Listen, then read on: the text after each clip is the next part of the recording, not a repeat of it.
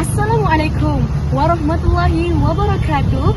Nama diberi Siti Aisyah binti Muhammad Faizal dari Sekolah Menengah Kebangsaan Panen Indah BEA 4616. Hadirin sekalian, 5 ciri utama murid sejahtera yang menjadi asas pembentukan sahsiah, kecemerlangan serta keharmonian warga sekolah iaitu 5B. Beradab. Suka cikgu. Suka cikgu. Yang kedua, berfikiran positif.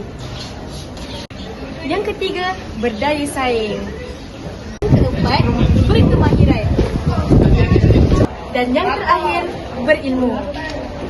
Hadirin yang dihormati, antara kesan kepada warga sekolah ialah mewujudkan suasana yang aman, ceria dan harmoni kerana sikap saling menghormati antara satu sama lain. Sekian sahaja daripada saya. Wassalamualaikum warahmatullahi wabarakatuh. Salam Malaysia Madani.